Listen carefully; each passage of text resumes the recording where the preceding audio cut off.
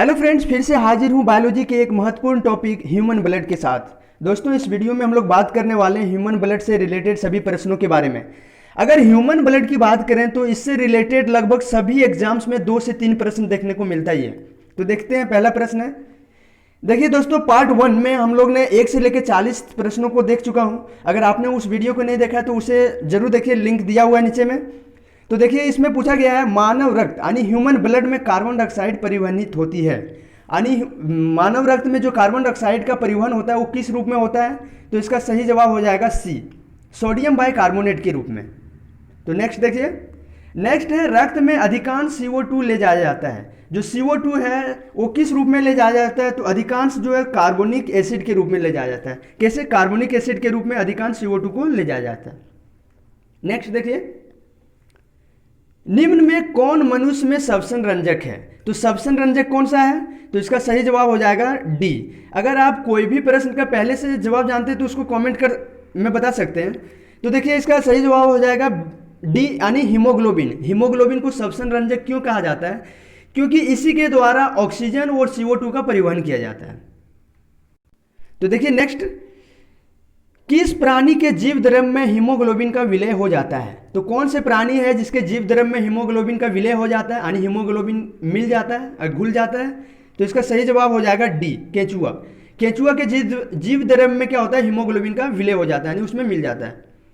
Next देखिए, haemoglobin के संदर्भ में निम्नलिखित में से सही कथन कौन से है। यानी इसमें हीमोग्लोबिन के बारे में बताना है कि कौन कौन से कथन सही है दिए हुए ऑप्शन में से। तो देखिए, पहला, यह रक्त में ऑक्सीजन का परिवहन करता है। तो ये बिल्कुल सही है, हीमोग्लोबिन का ही काम होता है। यह लौह युक्त यौगिक होता है। हाँ, ये भी सही है। यह कुछ रोगों के विरुद्ध प्रतिरक्षा प्रदान करता है। ये इसके बारे में सही नहीं है। यह रक्त को लाल रंग प्रदान करता है। ये भी सही है।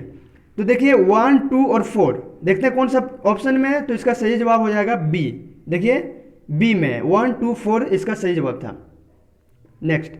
नेक्स्ट देखिए, रक्त में 1 ग्राम हीमोग्लोबिन द्वारा ऑक्सीजन की कितनी मात्रा का परिवहन होता है। यानी रक्त में 1 ग्राम हीमोग्लोबिन कितने ऑक्सीजन की मात्रा, यानी कितने ऑक्सीजन को परिवहनित कर सकता है, कितने को ले जाया जा सकता है, कितने ऑक्सीजन को। तो इसका सही जवाब हो जाएगा बी, बिल्कुल सही, बी हो जाएगा सही जवाब। 1.34 मिलियन 1.34 मिलियन 1 ग्राम हीमोग्लोबिन के द्वारा ऑक्सीजन को ले जाया जा सकता है। तो देखिए नेक्स्ट प्रश्न, जब रक्त में ऑक्सीजन की सांद्रता में कमी आती है तो श्वसन की गति, यानी श्वसन की गति में क्या होती है, क्या परिवर्तन होती है जब रक्त में ऑक्सीजन की सांद्रता की कमी आती है। तो इसका सही जवाब हो जाएगा आपका बी, यानी श्वसन की गति जो होता है वो बढ़ जाता है। देखिए नेक्स्ट प्रश्न है, यह रक्तता में निम्नलिखित में से किसकी मात्रा कम हो जाती है। तो यह रक्तता जब होती है तो उसमें किसकी मात्रा कम हो जाती है। तो इसका सही जवाब हो जाएगा आपका ये, हीमोग्लोबिन की मात्रा कम हो जाती है। नेक्स्ट देखिए, यह रक्तता किसकी कमी के कारण होती है। तो यह रक्तता जो है वो किसकी कमी के कारण होता है। तो इसका सही जवाब हो जाएगा सी, फॉलिक एसिड के कारण जो है अरक्तता होती है। नेक्स्ट देखिए, किस विटामिन की कमी होने पर पर्णाशी रक्त अल्पता हो जाती है। तो इसका सही जवाब हो जाएगा बी, विटामिन B12 के कारण क्या होता है कि जो ये रक्त अल्पता हो जाती है। नेक्स्ट देखिए, थैलेसीमिया के रोगों में शरीर निम्न में से संश्लेषित की क्षमता नहीं रखता। यानी जब थैलेसीमिया होती है, थैलेसीमिया नामक रोग होती है, तो उस स्थिति में किसका संश्लेषण की क्षमता नहीं रखता है। तो इसका सही जवाब हो जाएगा आपका सी, हीमोग्लोबिन का जो संश्लेषण की क्षमता है वो कम हो जाती है। ठीक है, देखिए नेक्स्ट है, श्वेत रक्त कोशिकाओं यानी WBC का मुख्य कार्य क्या है। तो WBC का मुख्य कार्य क्या है। तो इसका सही जवाब हो जाएगा बी, यानी संक्रमण से लड़ना। बाहरी जब कोई भी वायरस हो या फिर बैक्टीरिया हो, जब अटैक करता है तो उसका रोकने का काम कौन करता है। तो वो WBC का काम होता है। अगर WBC की टोटल संख्या की बात करें तो कितना होता है, 6000 से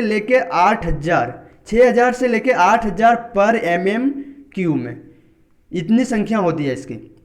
अगर हम इसकी अगर इसकी संख्या इंक्रीज हो जाए यानी बढ़ जाए तो उस स्थिति को क्या कहते हैं, ल्यूकेमिया। यानी जब इसकी इंक्रीज हो जाती है, इसकी संख्या डब्ल्यूबीसी की संख्या बढ़ जाती है तो उस स्थिति को कहते हैं ल्यूकेमिया, जिसे ब्लड कैंसर के भी नाम से जानते हैं।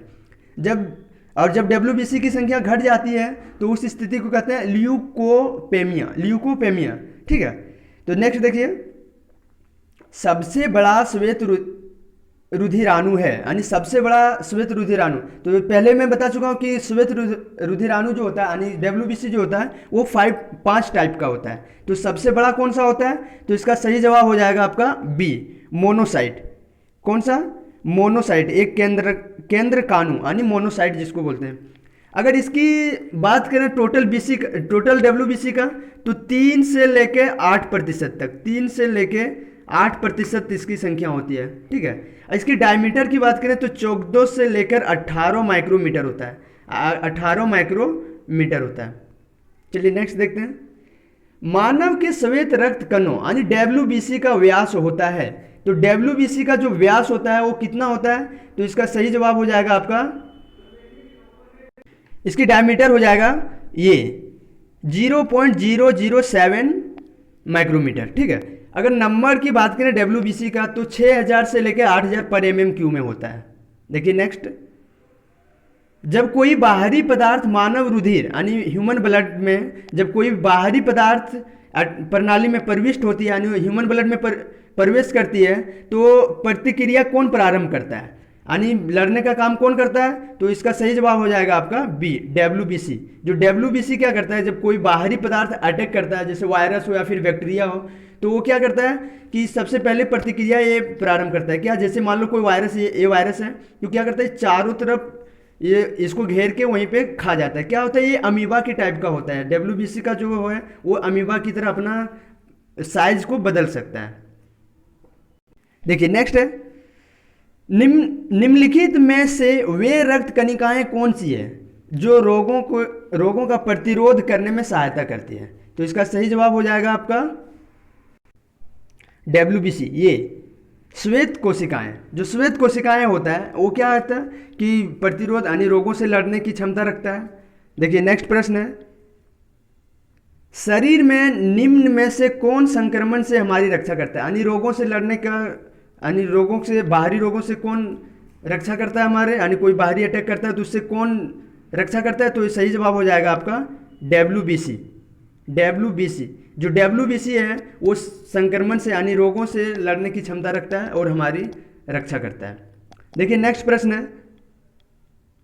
ल्यूकेमिया या फिर रक्त कैंसर का लक्षण निम्नलिखित में से किसमें असामान्य वृद्धि है, यानी किसकी संख्या जब बढ़ जाती है, ब्लड में कौन सी पदार्थ की संख्या बढ़ जाती है तो ल्यूकेमिया होता है या फिर ब्लड कैंसर के नाम से जाना जाता है।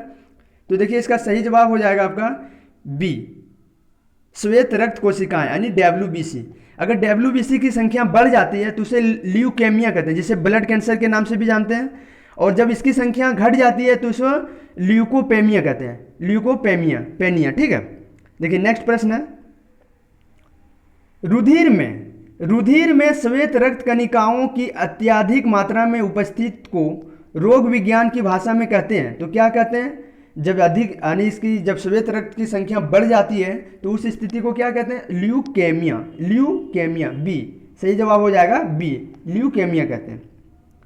ठीक है, नेक्स्ट देखिए, रक्त कैंसर यानी ल्यूकेमिया बीमारी की रोकथाम के लिए प्रयोग किए जाने वाला रेडियो समस्थानिक है, कौन सा है, तो इसका सही जवाब हो जाएगा आपका, देखिए सही जवाब हो जाएगा सी, फास्फोरस 32। कौन, फास्फोरस 32 रक्त कैंसर की बीमारी के रोकथाम के लिए उसका प्रयोग किया जाता है।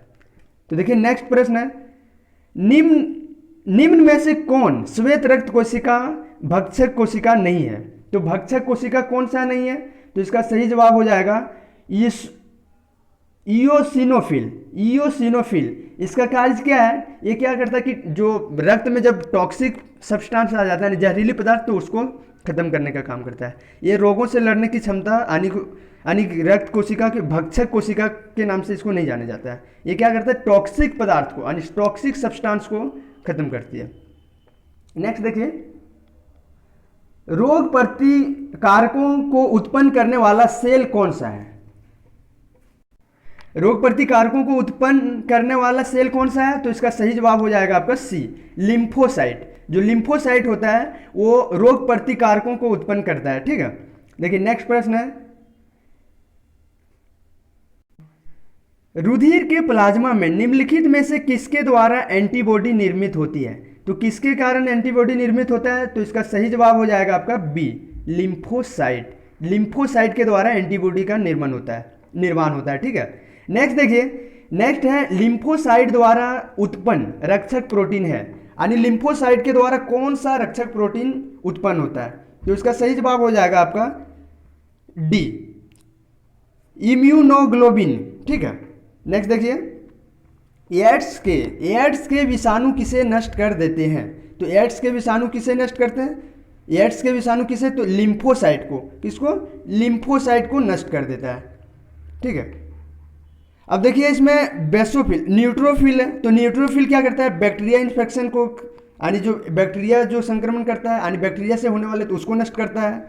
अब यहाँ पे मोनोसाइट है, तो मोनोसाइट क्या करता है? कोई बाहरी अटैक करता है तो उसको रोकने का काम करता है। और बेसोफिल क्या करता है? यहाँ पे देखिए बेसोफिल जो रक्त का थक्का जमाने, यानी कि रक्त का थक्का जमने से रोकता है, यानी ब्लड के अंदर थक्का भी तो जम सकता है ब्लड, तो उसको जमने से रोकता है शरीर के अंदर। ठीक है, देखिए नेक्स्ट है, बी लिम्फोसाइट का निर्माण होता है। तो बी लिम्फोसाइट का निर्माण कहाँ होता है? तो सही जवाब हो जाएगा आपका सी, अस्थि मज्जा, यानी कि बोन मैरो में जो बी सेल्स का होता है वो निर्माण कहाँ होता है? बी लिम्फोसाइट्स का, तो वो अस्थि मज्जा में होता है। देखिए नेक्स्ट प्रश्न है, न्यूट्रोफिल। न्यूट्रोफिल और लिम्फोसाइट का उद्गम होता है। तो लिम्फोसाइट और न्यूट्रोफिल का उद्गम कहाँ होता है? तो इसका सही जवाब हो जाएगा आपका सी, बोन मैरो, यानी अस्थि मज्जा में। कहाँ होता है? अस्थि मज्जा से होता है इसका उद्गम। ठीक है, चलिए नेक्स्ट देखिए, नेक्स्ट है पट्टिकाणु, यानी प्लेटलेट्स का दूसरा नाम है। तो प्लेटलेट्स का दूसरा नाम कौन सा है? तो प्लेटलेट्स का जो दूसरा नाम है वो थ्रोम्बोसाइट, यानी थ्रोम्बोसाइट्स के नाम से भी जाना जाता है प्लेटलेट्स को। अगर आरबीसी का बोले तो आरबीसी का दूसरा नाम कौन सा है? तो उसका होता है इरिथ्रोसाइट। ये आरबीसी का दूसरा नाम होता है। अगर डब्ल्यूबीसी की बात करें तो ल्यूकोसाइट, ये डब्ल्यूबीसी का दूसरा नाम ल्यूकोसाइट होता है। और आरबीसी का दूसरा नाम है तो उसको इरिथ्रोसाइट से जाना जाता है। और प्लेटलेट्स का जो है वो थ्रोम्बोसाइट के नाम से जाना जाता है, यानी ये सब उसका दूसरा नाम है। ठीक है, अब देखिए नेक्स्ट है, निम्नोक्त रुधिर कोशिकाओं में से कौन सी एक रक्त स्कंदन के लिए अनिवार्य, यानी रक्त का थक्का जमने के लिए अनिवार्य? तो इसका सही जवाब हो जाएगा आपका, सही जवाब हो जाएगा आपका ये प्लेटलेट्स, यानी ये इसका सही जवाब हो जाएगा। यानी जो रक्त का जमने का, यानी थक्का जमने का काम करता है कौन सा? प्लेटलेट्स। ठीक है, जब कट जाते हैं तो उसको थक्का जमने का काम करता है, यानी उसको थक्का जमाता है, वो है प्लेटलेट्स। ठीक है, अब देखिए नेक्स्ट प्रश्न है, शरीर में प्लेटलेट्स के उत्पादन का नियंत्रण करता है, यानी प्लेटलेट्स का जो उत्पादन है उसका नियंत्रण कौन करता है? तो इसका सही जवाब हो जाएगा आपका कौन सा? B, thrombopoietin. थ्रोम्बोपोइटिन जो है प्लेटलेट्स का उत्पादन का नियंत्रण करता है। देखिए नेक्स्ट है प्रोथ्रोम्बिन, जो रक्त का थक्का जमाने के लिए जिम्मेदार है, डैश के द्वारा स्रावित किया जाता है। तो किसके द्वारा स्रावित किया जाता है? तो ये सही जवाब हो जाएगा बी, रक्त प्लेटलेट्स, यानी प्लेटलेट्स के द्वारा जो थ्रोम्बो, यानी प्रोथ्रोम्बिन जो होता है वो जो रक्त का थक्का जमाने में मदद करता है, तो वो किसके द्वारा स्रावित होता है? वो रक्त प्लेटलेट्स के द्वारा। देखिए नेक्स्ट, रक्त का थक्का बनने में फाइब्रोनोजन जो फाइब्रिन के परिवर्तन में भाग लेने वाला एंजाइम है, तो इसका सही जवाब हो जाएगा आपका बी, सी, थ्रोम्बिन। थ्रोम्बिन जो होता है वो फाइब्रोनोजन को फाइब्रिन के में परिवर्तन करता है और भाग में परिवर्तन वाला एंजाइम होता है। देखिए नेक्स्ट है, निम्नलिखित में से कौन सा एंजाइम रक्त का थक्का बनने के लिए आवश्यक है, यानी रक्त का थक्का बनाने के लिए आवश्यक है, तो कौन सा एंजाइम है? तो इसका सही जवाब हो जाएगा बी, थ्रोम्बिन। थ्रोम्बिन जो होता है वो रक्त का थक्का बनाने के लिए आवश्यक होता है। नेक्स्ट प्रश्न देखिए, रुधिर स्कंदन यानी रक्त का जमाव निम्नलिखित में से किस प्रोटीन के द्वारा होता है? तो इसका सही जवाब हो जाएगा आपका बी, फाइब्रोनोजन। फाइब्रोनोजन प्रोटीन जो होता है वो रक्त का थक्का जमाव का काम करता है, यानी रक्त स्कंदन में सहायता करता है। ठीक है, अब देखिए नेक्स्ट है निम्नलिखित में से कौन मानव में रक्त का थक्का यानी रक्त स्कंदन बनाने के लिए अनिवार्य है? तो इसका सही जवाब हो जाएगा विटामिन के यानी डी हो जाएगा। यानी विटामिन के जो होता है वो रक्त का थक्का जमाने के लिए अनिवार्य होता है। ये अनिवार्य प्रोटीन की बात, विटामिन की बात करें तो कौन सा? विटामिन के जो है वो रक्त का थक्का जमाने के लिए अनिवार्य होता है, यानी रक्त का थक्का बनाने के लिए अनिवार्य होता है। नेक्स्ट प्रश्न देखिए, विटामिन के की विशिष्ट भूमिका किसके संश्लेषण में? यानी विटामिन के की जो विशिष्ट भूमिका होती है वो किसके संश्लेषण में होती है? तो इसका सही जवाब हो जाएगा डी, प्रोथ्रोम्बिन। अब देखिए नेक्स्ट है, रक्त जमने में किस तत्व की मुख्य भूमिका होती है? तो रक्त का जमने में किसकी भूमिका होती है? तो Ca की। ठीक है, इसका सही जवाब हो जाएगा बी। अब नेक्स्ट देखिए, किसके मौजूदगी के कारण शरीर के भीतर रक्त जमता नहीं है? किसके मौजूदगी के कारण यानी किसके उपस्थिति के कारण रक्त जो है वो शरीर के अंदर जमता नहीं है? तो इसका सही जवाब हो जाएगा हिपेरिन, डी बिल्कुल सही होगा, हिपेरिन। जो हिपेरिन है उसी के कारण क्या होता है, जो शरीर के अंदर रक्त नहीं जमता है। ठीक है, अगर हिपेरिन नहीं रहता तो क्या होता कि शरीर के अंदर ही रक्त को 2 से 4 मिनट में बनता और 2 से 4 मिनट में वो थक्का जम जाता। तो रक्त को थक्का जमने से रोकने का काम कौन करता है? तो वो हिपेरिन होता है। ठीक है, अब नेक्स्ट देखिए, रक्त में प्रतिस्कंदक पदार्थ कौन सा है? प्रतिस्कंदक पदार्थ कौन सा है? तो इसका सही जवाब हो जाएगा बी, हिपेरिन। प्रतिस्कंदक मतलब क्या? रक्त को थक्का जमने से रोकने का काम, यानी रक्त को थक्का नहीं जमने देने का काम कौन सा पदार्थ का है? तो वो हिपेरिन का होता है। अब देखिए नेक्स्ट है और लास्ट प्रश्न है, हिपेरिन जो परिसंचरण तंत्र में रक्त के थक्कों के जमाव को रोकता है का निर्माण किसके द्वारा होता है? जो हिपेरिन होता है वो उसका निर्माण जो है वो किसके द्वारा होता है?